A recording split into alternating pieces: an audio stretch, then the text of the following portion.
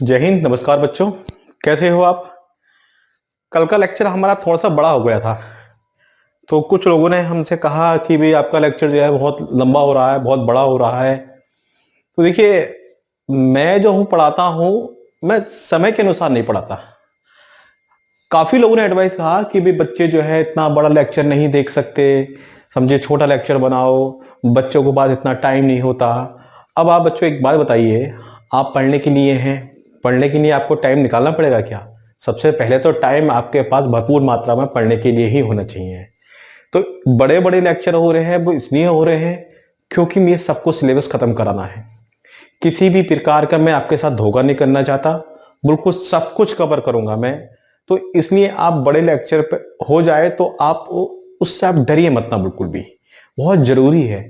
देखिए, एग्जाम आएगा, सारे क्वेश्चन भी निकालने हैं, ठीक है। अभी तो हम ऑब्जेक्टिव भी करेंगे। कुछ स्टूडेंट बिना कॉन्सेप्ट क्लियर करे ऑब्जेक्टिव क्वेश्चन करते हैं, और ऑब्जेक्टिव क्वेश्चन करना कोई बुरी बात नहीं है बच्चों, लेकिन ऑब्जेक्टिव क्वेश्चन में फंस जाते हैं क्योंकि पहले जो उस हर एक ऑब्जेक्टिव क्वेश्चन के जो कॉन्सेप्ट हैं वो तो समझ लीजिए। अब जिस दिन मेरा ये कोर्स खत्म होगा, जिस दिन मेरा ये पूरा एनवायरनमेंट खत्म होगा, उस दिन आप ऑब्जेक्टिव करना। आपसे यदि ऑब्जेक्टिव 80% 85% डायरेक्ट ना हो तो आप मिस सकेना। बाकी जो 15% है वहां आप दिमाग लगाओगे। मतलब जो जैसा मैंने लिखा है बिल्कुल वैसे ही 85% वो तो मिलने ही है, और जो 15% जो क्वेश्चन है वहां पे आप जो है बिल्कुल दिमाग लगा लोगे कि हाँ सर ने ये ऐसा समझाया था, इसका आंसर ये होगा। ऑब्जेक्टिव करने का मजा और फायदा जब ही है जब पहले उसके पीछे के सारे कॉन्सेप्ट क्लियर कर लीजिए। तो ऑब्जेक्टिव भी हम कराएंगे, और ज्यादा बड़े लेक्चर हो रहे हैं तो आप परेशान ना हो, ठीक है। हम छोटे बना देंगे, हम 40 मिनट के बना देंगे, 45 मिनट के बना देंगे, ठीक है। तो हम समय बिल्कुल व्यर्थ नहीं करते हैं, स्टार्ट करते हैं हम, ठीक है। कल का जो था हमारा एयर वाला, वायु वाला, ये वही पार्ट है, आज इसको खत्म कर देंगे। अच्छा, मैं फालतू पढ़ा रहा हूं, ये काम का पढ़ा रहा हूं या नहीं, ये आपको पता कैसे चलेगा। आप चाहें तो इस चैप्टर से जो क्वेश्चन जो पहले जो आ चुके हैं एग्जाम में, टेट और सुपर टेट, ये अन्य एग्जाम में भी आ चुके हैं, पहले आप ऑब्जेक्टिव देखिए। आप अब करना मत ना, उसको देखिए आप क्या सर ने जो पढ़ाया है इस चैप्टर से वायु से क्वेश्चन बन रहे हैं या नहीं बन रहे। क्योंकि मैंने बनाए ही नोट्स जब हैं, जब पहले मैंने 10 साल के, चाहे वो उत्तराखंड टेट का हो, चाहे राजस्थान का हो, चाहे बिहार का हो, झारखंड का हो, उत्तर प्रदेश का हो, जहां जहां के टेट क्वेश्चन आए हुए हैं उन सबके पहले मैंने ऑब्जेक्टिव देखे, तब जाके मैंने बहुत सारी चीजें यहां रखी हैं। और उन ऑब्जेक्टिव क्वेश्चन को मैंने जो है यहां पे डिस्क्रिप्शन से समझाया मैंने आपको, वहां पे मैंने आपको डिस्क्राइब किया है मैंने बहुत ज्यादा। तो बिल्कुल भी आप परेशान ना हो, मैंने वही कवर किया है जो एग्जाम में आती है। यकीन मानिए, एक बार करने के बाद आप क्वेश्चन करेंगे तो आपसे जो है 95% क्वेश्चन आप कर दोगे आप। एग्जाम में पर्यावरण का आप पता है कितनी देर में करोगे, जिस तरीके से मैं पढ़ा रहा हूं पूरे लेक्चर पढ़ लिए, और जो ऑब्जेक्टिव करा रहा हूं पहले बात तो अपने आप कर लोगे ऑब्जेक्टिव, समझे। मुश्किल से आपको 5 से 8 मिनट लगेंगे, 8 मिनट से ज्यादा नहीं लगेंगे आपको एग्जाम में 30 क्वेश्चन करने में। आपको लगेगा अरे ये इतना आसान, अरे ये इतना आसान, सारे क्वेश्चन करोगे 8 मिनट के अंदर 30 क्वेश्चन करोगे आप। ये मिसाल लिख के रख लीजिए आप। एक या दो क्वेश्चन हो सकते हैं जो थोड़े से टेढ़े मेढ़े आए, वहां आपको समय लग सकता है। सभी क्वेश्चन आप ऐसा करोगे, कॉन्फिडेंस के साथ करोगे कि आ जाए कहीं से क्वेश्चन, ठीक है। तो स्टार्ट करते हैं आप, आइए। देखिए, तो ये पहली बात तो इसका जो कॉन्सेप्ट है, इसकी जो बहुत सारी बातें हैं, बहुत बेहतरीन क्लास हुई है कल की। इससे जो पिछला लेक्चर है वो मैं पढ़ा चुका हूं मैं आपको, उसको पढ़ लीजिए। जो पहली बार यहां पे देख रहे हैं, मैं आपको बता रहा हूं, वो कॉन्सेप्ट क्लियर करें उसके अंदर मैंने, वहीं से कहानी स्टार्ट हुई है। ये तो स्पीड जो पकड़ ली है उसी स्पीड से यहां से हम रनिंग करेंगे। हम जो स्पीड जो हमने शुरुआत जो करी थी वो तो हमने पिछले लेक्चर में स्टार्ट करा था। अगर कोई नया बच्चा, नया स्टूडेंट देख रहा है तो पहले वो लेक्चर देख लीजिए, तभी ये समझ में आएगा बढ़िया करके ये, ठीक है। हालांकि ये भी आ जाएगा, लेकिन ज्यादा ऐसा लगेगा आज जो पढ़ा रहा हूं कि सर ये तो आपने कल पढ़ा दिया था, तो कल पढ़ा दिया था, लेकिन क्वेश्चन अब और उसमें कैसे बनेंगे देखते हैं। तो वायु के बारे में बता चुका हूं मैं, ज्यादा डिस्क्रिप्शन अब नहीं कर रहा हूं कल के बारे में। क्या क्या ना, पहला पिछला लेक्चर जरूर देख लीजिए, तब मजा आएगा पढ़ने में। तो देखिए, वायु के अंदर नाइट्रोजन का क्या काम है, मैंने कल भी बताया था। एक तो ये ज्वलनशील होती है, आग लगने से रोकती है, ठीक है। और ये पौधों के लिए भी क्या है बच्चों, ये उपयोगी है। क्यों उपयोगी पौधों के लिए? क्योंकि पौधे अपना मिनरल्स, पौधों के लिए सबसे बढ़िया मिनरल्स क्या है? नाइट्रोजन है बच्चों। और नाइट्रोजन की कमी हो जाती है, क्या डालते हैं खेतों में? खाद डालते हैं, यूरिया डालते हैं। ठीक है, यूरिया में क्या होता है? नाइट्रोजन की मात्रा ज्यादा होती है। तो क्या क्या उपयोग है, हम उपयोग पढ़ रहे हैं। तो सबसे नाइट्रोजन का उपयोग क्या है? पौधों के लिए उपयोगी होते हैं, खाना बनता है उनका, उनको मिनरल्स मिलता है। कार्बन डाइऑक्साइड का क्या उपयोग है? ये भी प्लांट के लिए खाना बनाती है। मैंने बताया था, बहुत बेहतरीन तरीके से पढ़ाया है मैंने प्रकाश संश्लेषण, यहां मैं डायरेक्ट बता रहा हूं मैं। ठीक है, कल का लेक्चर जरूर देखें, जो मैं लास्ट लेक्चर बताया बहुत इंपॉर्टेंट है, वहां पे ध्यान रखेंगे। ठीक है, CO2 से कैसे खाना बनाते हैं मैं बता चुका हूं, प्रकाश संश्लेषण में इसका उपयोग होता है। ठीक है, प्रकाश संश्लेषण में हम छोड़ते हैं CO2 और वो छोड़ते हैं पेड़ पौधे O2, एक्सचेंज करते हैं। वो किस तरह से एक्सचेंज करते हैं, कल मैंने एक पत्ता भी लिया था, उस पत्ते के माध्यम से समझाया भी था। ऑक्सीजन का क्या उपयोग है? उपयोग पढ़ लें हम। एक तो ऑक्सीजन प्राणवायु होती है, हमारे लिए बहुत जरूरी होती है। हम जिंदा क्यों हैं बच्चों? क्योंकि हम क्या लेते हैं बच्चों? ऑक्सीजन लेते हैं। और क्या क्या खास बात है? देखिए, गोताखोर जो होते हैं, जो समुद्र के नीचे जाते हैं, समुद्र के नीचे जाने पर क्या होती है? H2O जल होता है। आप देख रहे हैं कि H2O के अंदर क्या है? ऑक्सीजन है। जल के अंदर भी ऑक्सीजन होती है, लेकिन एक होती है जो हम लेते हैं सांस के द्वारा, वो होती है O2। अब ये बताइए, यहां हम डायरेक्ट O2 ले रहे हैं, यहां पे O ले रहे हैं, तो जल के अंदर ऑक्सीजन तो होती है, लेकिन ऑक्सीजन की मात्रा क्या होती है? कम होती है। तो जैसे जैसे हम नीचे जाते हैं या जल में हम जाते हैं, जल में ऑक्सीजन की मात्रा क्या हो जाती है? कम हो जाती है। उस ऑक्सीजन की मात्रा कम होने से आपके फेफड़े जो है वो फूलने लगते हैं, और एक समय के बाद फेफड़े काम करना बंद कर देते हैं, आपकी मृत्यु हो जाती है। इसीलिए ऑक्सीजन की कमी ना हो, इसलिए गोताखोर जो होते हैं वो क्या ले जाते हैं अपने साथ? ऑक्सीजन का सिलेंडर ले जाते हैं। पर्वतरोही, जैसे जैसे आप ऊंचाई पर चढ़ोगे, वैसे वैसे वायुमंडल के अंदर ऑक्सीजन की मात्रा कम हो जाती है। आप इसको ऐसे समझिए, ये है पृथ्वी और ये है पहाड़। अभी आप इसी चीज को प्लेन में ले लीजिए, प्लेन में यहां से लेकर यहां तक कोई पहाड़ नहीं है, तो यानी कि इतने सारे एरिया में क्या? वायु। और उस वायु में क्या होगी बच्चों? ऑक्सीजन होगी। यहां तक ऑक्सीजन, यहां से लेकर यहां तक पृथ्वी के तल तक क्या होगी? वायु होगी। तो यहां पे तो खूब वायु है, वायु में ऑक्सीजन है, वो आप ले सकते हैं। अब दूसरी जगह ले लीजिए, हम प्लेन से, ये पहाड़ है, अब प्लेन से मैं यहां से, ये आपको समझ लीजिए, यहां से मैं टिक टिक टिक टिक चला, जब पहाड़ के यहां पे मैं चढ़ा, मैं इसके ऊपर, तो इतने बीच में वायु है। जैसे मैं और ऊपर जाऊंगा तो अब इतने बीच में ही वायु है। वायु कम होगी तो क्या होगा बच्चों? ऑक्सीजन भी कम होगी। और चोटी पर चढ़े तो इतने बीच में वायु, उसमें ऑक्सीजन की मात्रा कम होगी। और ऊपर चोटी पर चढ़े तो वहां तो क्या है? ऑक्सीजन खत्म हो जाएगी। तो जैसे जैसे ऊपर चढ़ते हैं, क्योंकि वायु का एरिया कम हो जाता है, ऊपर ऊपर ऊपर जैसे जाते हैं, जब वायु कम होगी तो उसमें ऑक्सीजन भी कम होगी। इसलिए बच्चों, पर्वतारोही भी अपने साथ क्या ले जाते हैं? ताकि ऑक्सीजन की कमी ना हो उनको, इसलिए क्या ले जाते हैं? वो भी ऑक्सीजन का सिलेंडर ले जाते हैं। बात समझ में आ गई? ये एग्जाम में क्वेश्चन आए हैं, ये मैं बता रहा हूं मैं आपको। वायु का क्या है? इससे ही हम आवाज सुन पाते हैं। देखिए, अभी जैसे आप मेरा वीडियो देख रहे हैं, आप मेरी आवाज सुन रहे हैं, जानते हैं क्यों सुन रहे हैं? यही मोबाइल जो आप इस समय देख रहे हैं, यही मोबाइल यदि आप ले आओगे अंतरिक्ष में, और अंतरिक्ष में आराम से कुर्सी बुर्सी डाल के और टेबल वेबल लगा के चाय वाय का प्याला लेके तब मोबाइल सुनना, बच्चों आपको आवाज ही नहीं आएगी। मोबाइल से कितना वॉल्यूम खोल लीजिए, आपको लगेगा कि अरे मोबाइल खराब हो गया, तो नहीं, आपको मोबाइल से वॉल्यूम खोलने के बाद आवाज तो होगी, लेकिन आवाज आपके कानों तक नहीं आ पाएगी। क्यों? क्योंकि ये वायु, अब जैसे मैं बोल रहा हूं इस समय, तो ये वायु यहां से दूसरे स्थान तक क्यों जा रही है? क्योंकि क्योंकि ये आवाज यहां से दूसरी जगह तक आवाज क्यों जा रही है? क्योंकि यहां पे वायु के कण हैं आसपास में, वो वायु के कण मेरी आवाज को पकड़ रहे हैं, फिर अपने पास वाले कण में दे रहे हैं, फिर अपने पास वाले कण में, फिर अपने पास वाले कण में। इस प्रकार में जहां तक मेरी आवाज को वायु वाले कण ट्रांसफर कर रहे हैं, यानी कि एक दूसरे को दे रहे हैं, वहां तक मेरी आवाज जाएगी। यानी कि वायु के कण ही मेरी आवाज को एक स्थान से दूसरे स्थान तक ले जाते हैं। ये माध्यम है, माध्यम मतलब मीडिएटर है, यही एक मेरी आवाज को एक स्थान से दूसरे स्थान तक ले जाते हैं। यदि ये वायु ही ना हो तो माध्यम नहीं होगा, तो मैं यहां से बोलूंगा होठ ही चलेंगे मेरे, जैसे कि मैं, आपको समझ आया? नहीं आया?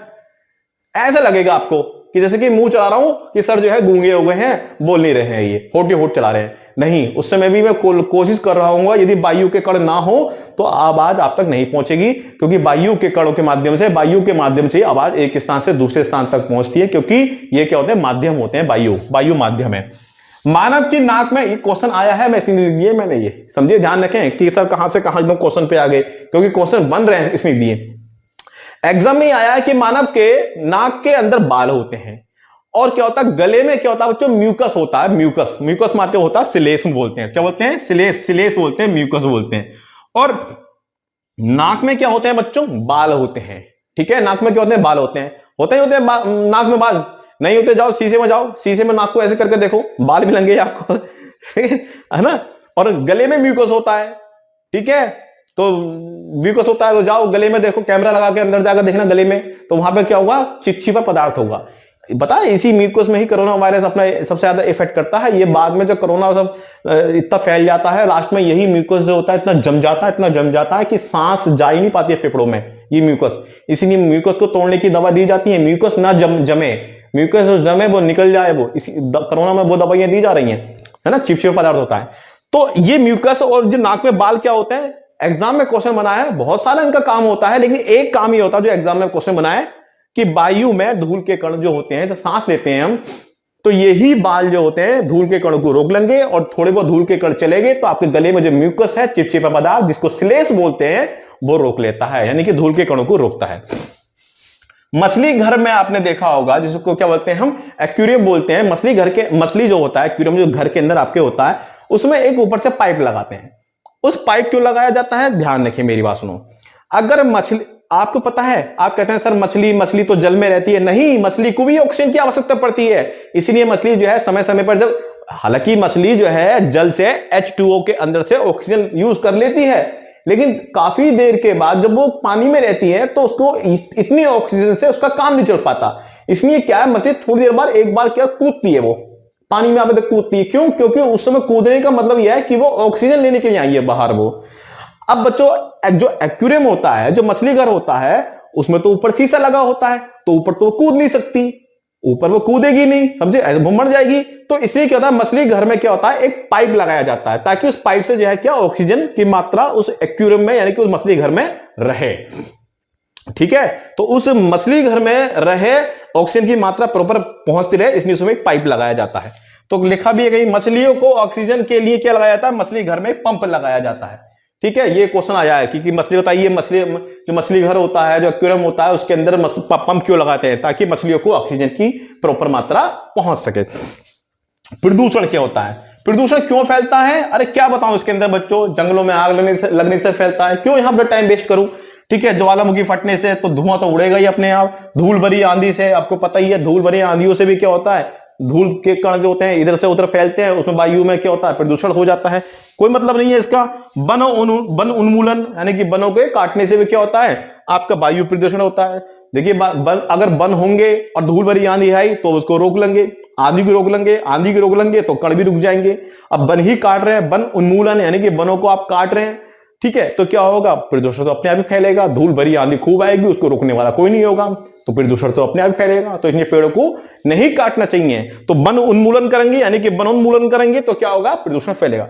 नगरीकरण, पता ही आपको, नगरीकरण हो रहा है, कितने शहर बन रहे हैं, शहर बनने तो पेड़ काटे जा रहे हैं, पेड़ काटेंगे तो पता ही है आपको, प्रदूषण फैलेगा। कौन सा, वायु प्रदूषण। औद्योगिकरण, बड़ी बड़ी फैक्ट्री बन रही है, तो उससे भी क्या फैलेगा, होगा बच्चों, उससे भी क्या होगा, आपका प्रदूषण, कोई मतलब नहीं है इसका। कारखाने में जो है बच्चों, क्या जितने भी कारखाने होते हैं वहां से क्या निकलता है, SO2। अभी इसको बताऊंगा, यहां से क्वेश्चन समझने वाला क्वेश्चन अभी एक आएगा, ध्यान रखें, यहां पे वापस आऊंगा मैं।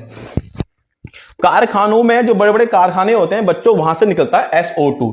S माने होता है सल्फर, O2, 2 माने होता है डाई, O माने होता है ऑक्साइड, सल्फर डाई, O माने होता है ऑक्साइड, सल्फर डाइऑक्साइड। ये क्या है, सल्फर डाइऑक्साइड जो कारखानों से निकलता है, ये प्रदूषण का रूप है। कैसे है मैं अभी बताता हूं मैं आपको, ठीक है। CO, C माने होता है कार्बन, O कितना है बच्चों, एक O को क्या बोलते हैं, मोनो, एक O को मोनो, और क्या है, मोनो ऑक्साइड है। तो कार्बन कितने ऑक्साइड, मोनो ऑक्साइड, तो कार्बन मोनो ऑक्साइड। ये दोनों जो है ना बच्चों, ये क्या है, वायु प्रदूषण का रूप है, ये वायु में बहुत ज्यादा पाए जाते हैं। अभी मैं यहां पे आऊंगा, ध्यान रखना, क्वेश्चन बना ताजमहल वाला बताऊंगा भी एक।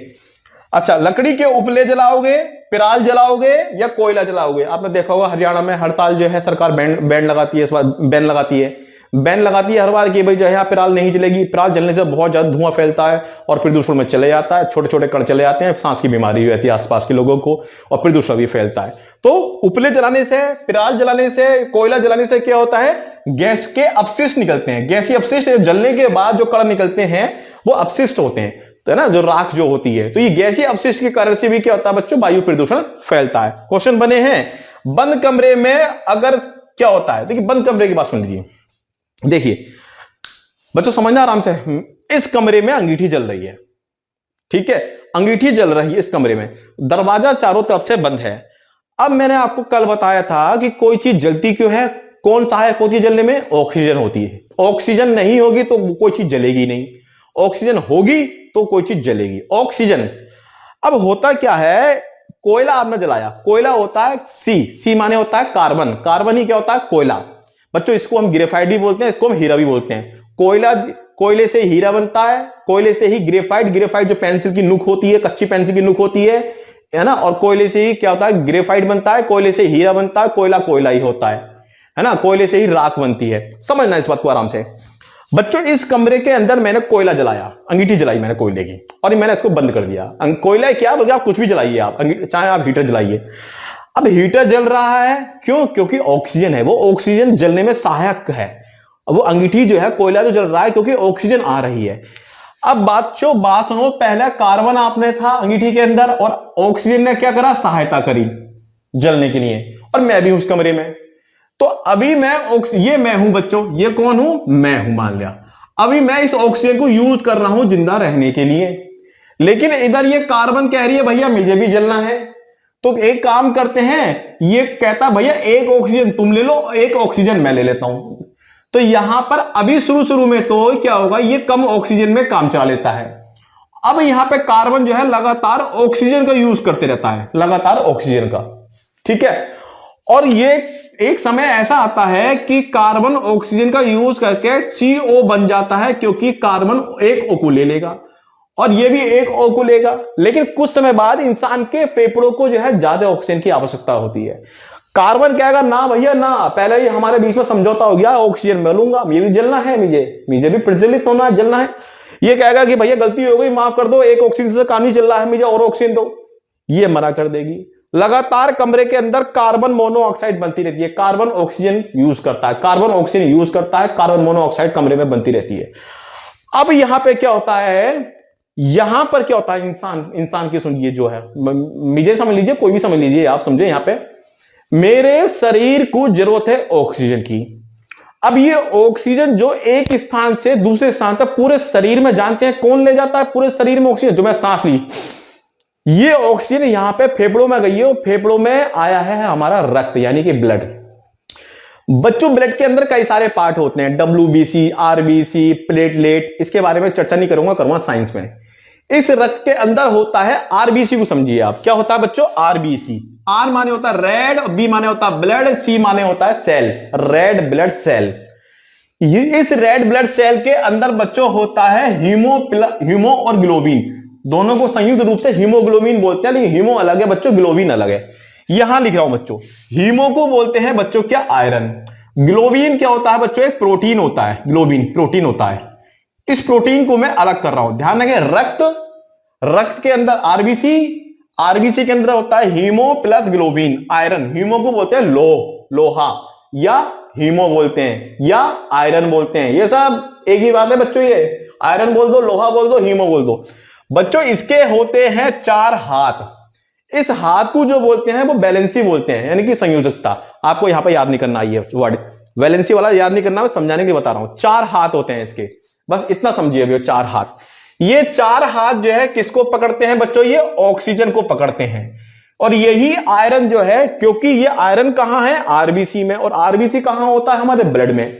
जब ये पूरे शरीर में ब्लड जाता है बच्चों, तो ये हीमो भी जाता है, 4 ऑक्सीजन को लेकर जाता है। जो मैं सांस ली है, ये अब हीमो ने पकड़ लिया, और ये हीमो पूरे ब्लड के माध्यम से पूरे शरीर में जाएगा। हीमो किसको लेकर जाएगा, ऑक्सीजन को। लेकिन बच्चों ये जब भी तो लेकर जाएगा कमरे में ऑक्सीजन हो। जब कमरे में ऑक्सीजन ही नहीं है, कमरे में ऑक्सीजन ही नहीं, ऑक्सीजन लगातार कम हो गई है। अब ऐसी स्थिति में शरीर का ब्लड ये कहेगा कि भैया ऑक्सीजन तो है ही नहीं, और सांस तो आप लोगे, और कमरे में क्या बन गई है, CO बन गई है, यानी कि अब ऑक्सीजन नहीं ले रहे, अब CO ले रहे हो। और CO के अंदर कार्बन है और ऑक्सीजन 2 कोई, ऑक्सीजन तो 1 है। और एक ऑक्सीजन से इंसान का काम चलेगा नहीं, अब उसे तो 2 ऑक्सीजन चाहिए। अब आपके ब्लड में जब अंगीठी बहुत देर जल जाती है तो ऑक्सीजन तो कम हो जाएगी, उस ऑक्सीजन का काम नहीं चलेगा, क्योंकि एक ऑक्सीजन इसको मिली है, एक ऑक्सीजन कार्बन ने, ऑक्सीजन तो कम हो गई। और अब जो सांस लोगे, सांस में क्या जाएगा, CO जाएगा, यानी कि कार्बन मोनोऑक्साइड जाएगा। ये कार्बन मोनोऑक्साइड जो है आपके पूरे शरीर में दौड़ेगा बच्चों, अब ब्लड के माध्यम से, हीमो के माध्यम से। और बच्चों पता है, यही कार्बन मोनोऑक्साइड यानी कि ब्लड की, यानी कि किसकी कमी हो गई है, वायु की कमी, उसके ऑक्सीजन की कमी हो गई है। तो ऑक्सीजन की कमी हो जाएगी तो क्या होगा बच्चों, दम घुटेगा। और वैसे भी कार्बन मोनोऑक्साइड भी दम घोटती है, और ऑक्सीजन कम है वो भी दम घोटती है, तो दम घुटेगा घुटेगा और एक समय बाद क्या हो जाएगी, इंसान की मृत्यु हो जाती है। तो ध्यान रखना, हीमो के है ना, आरबीसी क्या काम करता है, एक स्थान से दूसरे स्थान तक किसको ले जाता है, ऑक्सीजन को ले जाता है। यही पता किसे ले जाता है, चलो वो आगे पढ़ेंगे, मिनरल्स भी होते हैं कुछ, है ना। तो ये वाली बात समझ आ गई। तो यहां पे यही क्वेश्चन है बच्चों कि यहां पे क्या है, कार्बन मोनोऑक्साइड बता रहा है। कार्बन मोनोऑक्साइड ध्यान रखना, ये कारखानों से भी निकलती है, और कारखानों से कार्बन मोनोऑक्साइड ज्यादा निकलेगी तो क्या वायु में तो प्रदूषण फैलेगा कार्बन मोनोऑक्साइड, और जहां कार्बन मोनोऑक्साइड ज्यादा होगी उस एरिया में इंसानों को सांस लेने में परेशानी होगी। सल्फर डाइऑक्साइड का भी रोल यही है, इसका रोल और भी है सल्फर डाइऑक्साइड के, बात समझ में आ गई होगी। अब आता है बच्चों बंद कमरे, ये है तो बच्चों बंद कमरे में अंगीठी चलाने से क्या निकलता है, कार्बन मोनोऑक्साइड निकलता है, जो मानव रक्त में हीमोग्लोबिन में घुल जाती है, और घुलने पर क्या होती है बच्चों, मौत हो जाती है। समझिए, घुटन हो जाती है, यानी कि मौत हो जाती है आपकी। आपको बता चुका हूं सारी बात। देखिए समताप मंडल जो होता है, जो क्षोभ मंडल से ऊपर जो मंडल होता है समताप मंडल, वहां पे क्या होती है, ओजोन की लेयर होती है समताप मंडल के अंदर, पढ़ाया है मैंने, ध्यान रखेंगे, ठीक है। तो ये वहां पर समताप मंडल में क्या होता है, यदि फ्रियोन गैस पहुंच गई, फ्रियोन आप समझ रहे हैं, जो फ्रिज से निकलती है, जो एसी से निकलती है, फ्रियोन, या इसके क्या बोलते हैं, क्लोरोफ्लोरो कार्बन भी बोलते थे बच्चों इसको, कल बताया मैं सब कुछ, ये dichlorodifluorocarbon बोलते थे, फ्रियोन भी बोलते थे इसको, ठीक है, या क्लोरोफ्लोरो मैथेन भी बोलते थे, बहुत सारे नाम थे मैंने कल बताए थे, प्लीज जरूर पढ़ लीजिए वो, वरना ये तो मैं फैक्ट बता रहा हूं, वहां समझाया है मैंने, ठीक है। और आपको पता है जहां साइंस वाली बात आ जाती है वहां समझाने में ये बड़ा मजा आता है, जहां साइंस वाली चीज दी जाती है, ये साइंस वाली चीज है, तो उसको एकदम मैं डूब जाता हूं समझाने में तो यहां पे ये है, ओजोन की परत में छेद क्यों होता है, क्योंकि फ्रिज से, एसी से जो गैस निकलती है ना, फ्रियोन, ये कार्बन मोनोऑक्साइड या क्लोरोफ्लोरो कार्बन, सब बताया है बच्चों मैंने, तो उससे क्या छेद हो जाता है। और जब ओजोन की परत में छेद हो जाता है तो क्या आएगा बच्चों, पराबैंगनी किरणें सूरज की डायरेक्ट आएंगी, कहां पर, पृथ्वी पर। और पृथ्वी पर कौन है बच्चों, इंसान, तो इंसान को क्या हो जाएगा, त्वचा कैंसर हो जाएगा, किसके कारण से, पराबैंगनी किरणों के कारण से। क्यों आई है, क्योंकि वो छनी नहीं है, किससे नहीं छनी है, ओजोन की परत से नहीं छनी है। ओजोन की परत अगर, ओजोन की परत जो नापते हैं कि कितनी मोटी है कितनी छोटी है, वो नापते हैं DU से। DU माने होता है बच्चों डाप्सन, डाप्सन से नापते हैं, डाप्सन यानी कि, और इसको रिप्रेजेंट करते हैं, प्रदर्शित करते हैं DU से। यदि ओजोन की परत जो है DU से नापते हैं, 200 DU से कम हो गई है, तो उस जगह को माना जाएगा कि यहां पे क्या हो गया, छेद हो गया है, यहां पे ओजोन की परत में क्या हो गया बच्चों, छेद हो गया, ठीक है। तो 200 DU से कम हो जाती है तो मानते हैं कि ओजोन की परत में क्या हो गया, छेद हो गया। अब देखते हैं आगे, अब जो है इस SO2 का जो है कैसे उपयोग करेंगे, यहां से क्वेश्चन बहुत आते हैं, ठीक है। चलो बच्चों आगे देखते हैं अब हम कि क्या होता है। सुनो, ये है मेरी मोटरसाइकिल, ये ट्रैक्टर है, क्या ये ट्रैक्टर है जो ट्रैक्टर समझिए उसको, ठीक है, ये ट्रैक्टर है, पता नहीं कैसे ट्रैक्टर बनाया मैंने ये। और ये है बच्चों बहुत बड़ी फैक्ट्री है, ये क्या है, बहुत बड़ी फैक्ट्री, समझो अच्छी तरीके से। ये जो फैक्ट्री है, ये हमारी क्लास में एक लड़का था पंकज, ठीक है, पंकज की ये बहुत बड़ी क्या है, फैक्ट्री है, बात समझ में आ गई। अच्छा, और ये ट्रैक्टर किससे चलवाए ये बताओ पहले, ये ट्रैक्टर किससे चलवाए, लड़के से चलवाए, किसी लड़की से चलवाए, बताइए, अरे बताइए किससे चलवाए, आप क्या बताओगे, मैं यहां पर अकेला हूं तो आप क्या बताओगे, मैं तो सोच रहा हूं कि किसका नाम लू यहां पे। ये पांडे जी हैं, ये पांडे जी हैं, पांडे जी समझ जाना, 2 पांडे जी है, दोनों पांडे को बोल रहा हूं मैं, ये पांडे जी है, ये चलाते हैं ट्रैक्टर, और ये है पंकज जिनकी है बहुत बड़ी फैक्ट्री। अब होता क्या है, इस ट्रैक्टर चलाने से जो है, जो इसमें पेट्रोल या डीजल है, इसके अंदर डीजल जो है उससे वातावरण में पहुंचता है बच्चों, वातावरण में जो पहुंचता है वो पहुंचती है नाइट्रोजन, नाइट्रोजन पहुंच गई वातावरण के अंदर। अभी वातावरण के अंदर नाइट्रोजन जो है वो पेड़ पौधों के लिए बढ़िया है, अभी कोई बात नहीं। और यहां जो पंकज की फैक्ट्री है, यहां पर जो चिमनियां हैं, उस चिमनी से पहुंची है क्या, सल्फर पहुंच गई बच्चों वातावरण के अंदर, यानी कि वायु में सल्फर पहुंच गई। पांडे जी, दोनों पांडे जी, ध्यान रखना, दोनों पांडे जी का नाम ले रहा हूं मैं यहां पे, है ना, दोनों हैं। तो पांडे जी चलाते हैं ट्रैक्टर, और ये है पंकज की फैक्ट्री, और यहां से गई सल्फर, और यहां से गई बच्चों नाइट्रोजन। अभी नाइट्रोजन की कोई समस्या नहीं है।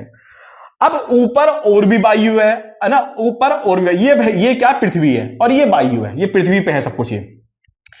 अब यहां पे ये नाइट्रोजन जो है, क्योंकि वायु है, वायुमंडल के अंदर क्या है बच्चों, ऑक्सीजन है, तो यहां पे ऑक्सीजन आती है, ऑक्सीजन कहती है भैया आप नए नए हो, मैं भी नया नया हूं यहाँ पे, या मैं पहले से ही हूं, तो एक काम दोस्ती कर लेते हैं, ये दोस्ती कर लेते हैं, समझे। तो ये पहले से ही है, तो ये सोचेगा भैया समझे मेरा रोल ज्यादा होगा दोस्ती में, समझे मेरी ज्यादा चलेगी, इसलिए NO2 बन गया, ये बन गया नाइट्रस ऑक्साइड, समझना बच्चों।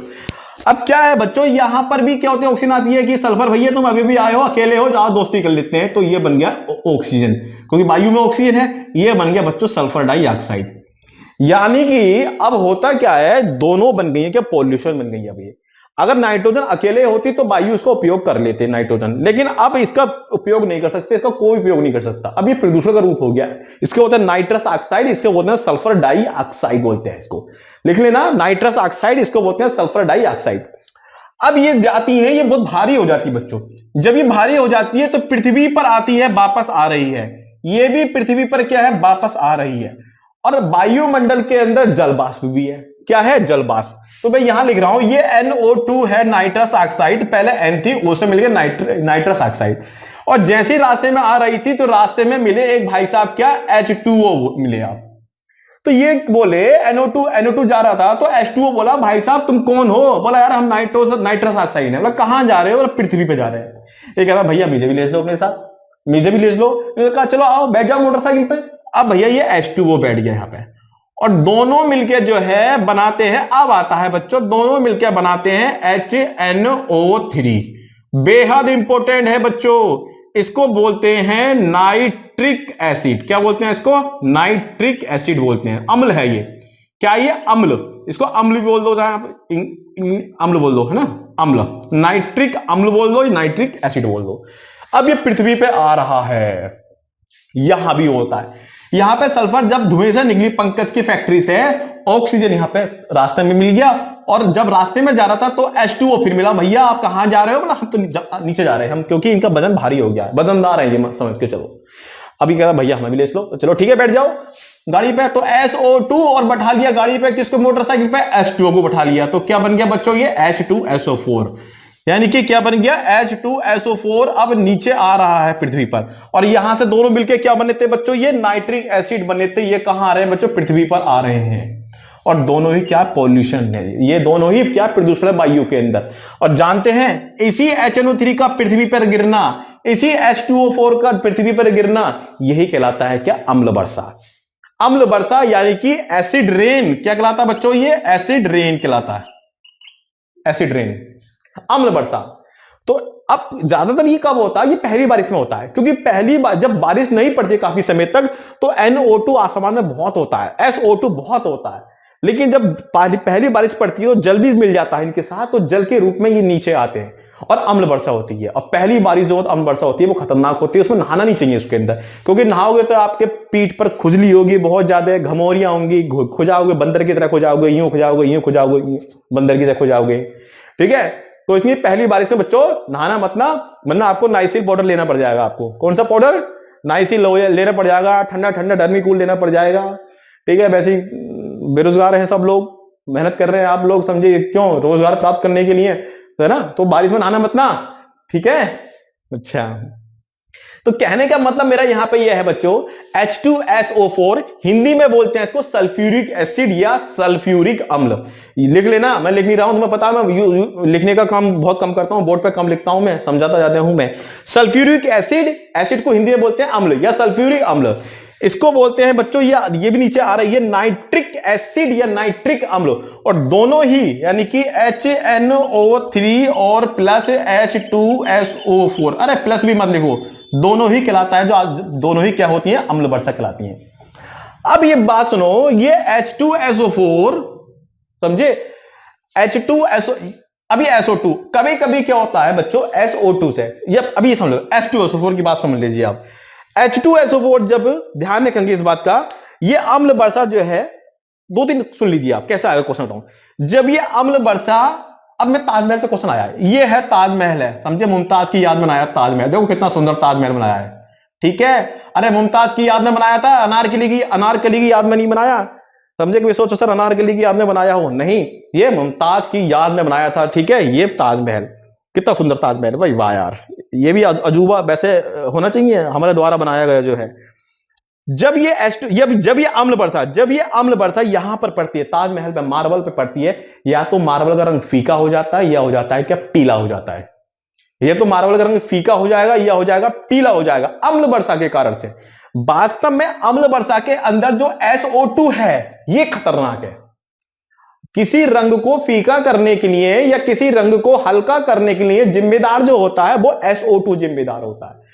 और ये SO2 जो है बारिश के साथ, अम्ल वर्षा के साथ भी आता है, और कभी कभी जब बारिश नहीं होती तो भी थोड़ा थोड़ा अपने आप गैस के रूप में ये आते रहता है। इसीलिए ताजमहल के पास में जो बड़ी बड़ी फैक्ट्रियां थी, जो पंकज की फैक्ट्री है ना, ऐसी और भी फैक्ट्रियां होंगी हमारे क्लास में किस किस की, तो इसीलिए ये फैक्ट्रियों को क्या कर दिया गया है, ताजमहल के कई सौ किलोमीटर तक सारी फैक्ट्रियों को, सारे ईंट के भट्टे जो थे वो सब बंद कर दिए, बहुत दूर, शहर से दूर कर दिए कि नहीं भैया तुम जाओ, ताजमहल जो है फीका हो रहा है, क्योंकि इनसे क्या निकली थी, SO2 निकली थी। तो SO2 से भी ताजमहल का फीका या पीला हो रहा था, या कभी बारिश हो रही थी H2O मिल गया तो H2SO4 से भी क्या हो रहा था, फीका हो रहा था। और H2SO4 क्या है बच्चों, यही हमारी एक अम्ल वर्षा की रेखा है, अम्ल वर्षा का रूप है, नहीं है, HNO3 भी H2SO4 भी है। तो अम्ल वर्षा के कारण से भी इसका रंग फीका हो रहा था, पीला हो रहा था, और यह SO2 की वजह से भी पीला होता है या फीका होता है।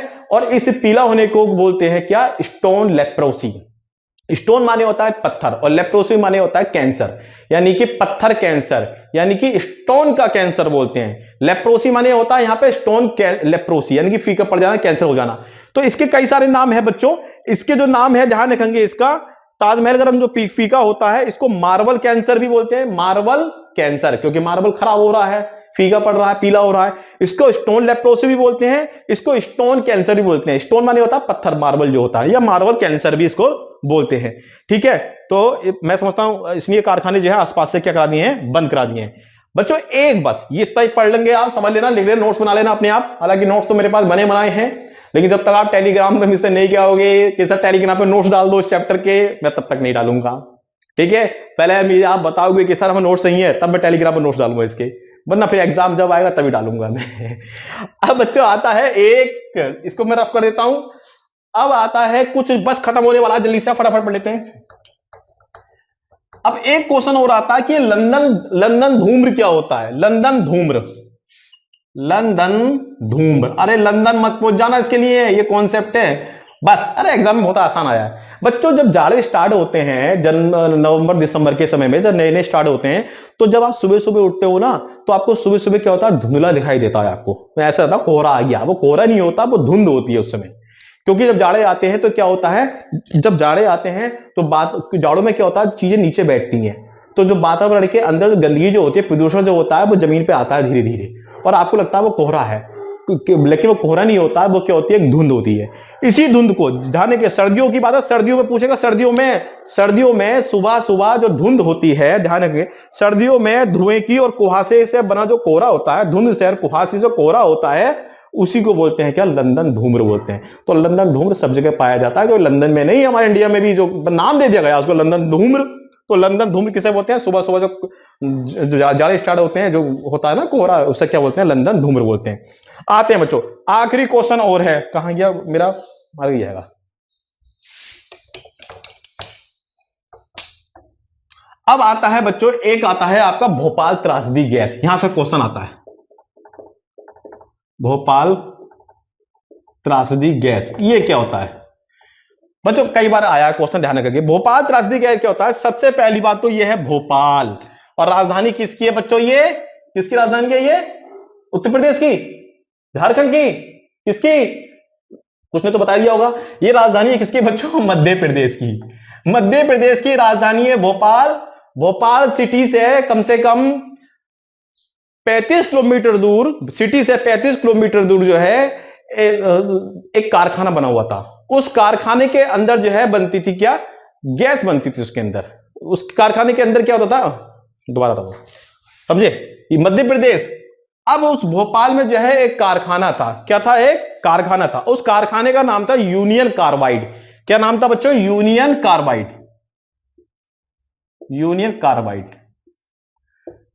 ओह, कार्बाइड, ये कारखाना था यूनियन कार्बाइड। अब यूनियन कार्बाइड के अंदर जो यूज कारखाने में जो यूज किया जाता था, इंडस्ट्री एरिया था ये, इसमें यूज की जाती थी क्या, गैस यूज की जाती थी। उस गैस का नाम था बच्चों क्या, मिथाइल आइसो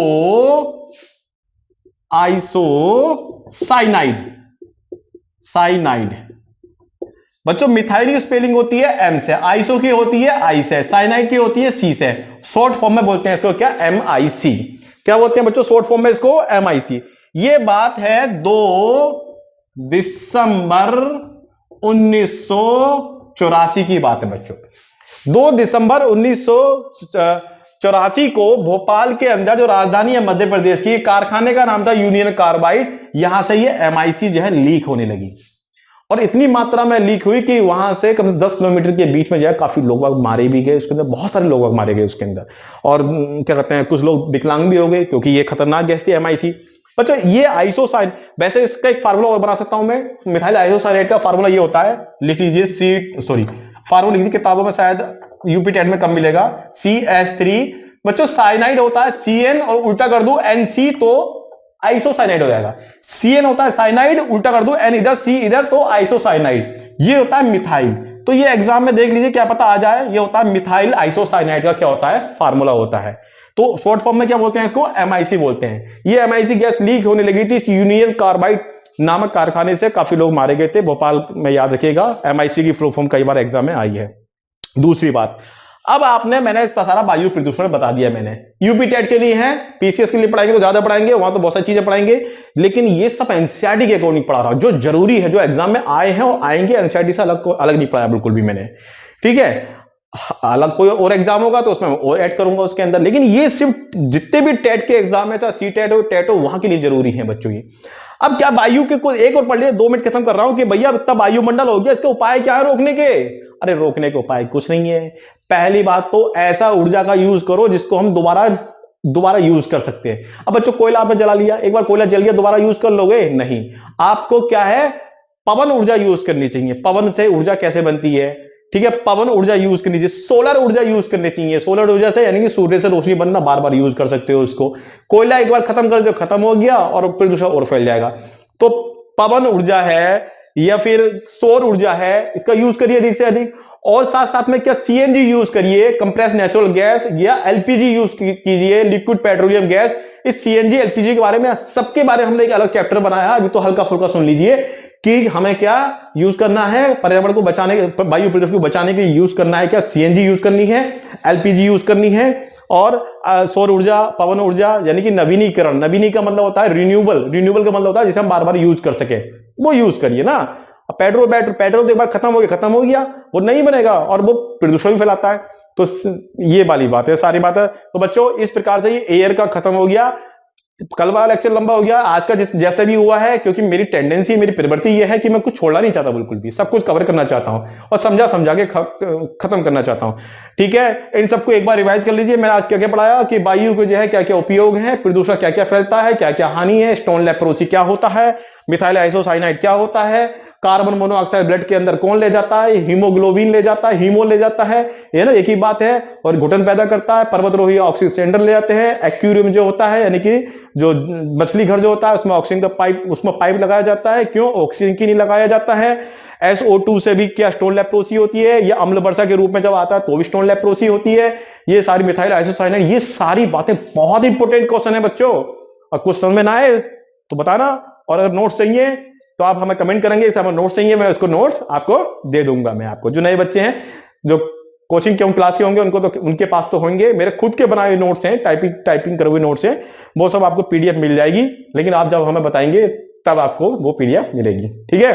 तो लाइक करो, शेयर करो, उन्हीं लोगों को शेयर करो जिनकी इनको आवश्यकता है, जिनको नहीं है तो क्यों अपना आप भी समय व्यर्थ कर रहे हो, ठीक है। तो जिनको आवश्यकता है, आपके दोस्त हैं, उनको आप ये शेयर कीजिए, लाइक करिए और सब्सक्राइब जरूर करिए, जो आप अभी देख रहे हैं, ठीक है। जो आपके दाएं हाथ पे जो बटन है लाल वाला, उसको फेंक के मारो अपने हाथ को और उस पर दब जाए, इस तरीके से। और बाकी यही है ना। और बस कुछ और कहना नहीं है, बस मेहनत करिए, अभी से ही बाद में समय नहीं मिल पाएगा वरना, ठीक है। नमस्कार, जय हिंद, गुड नाइट।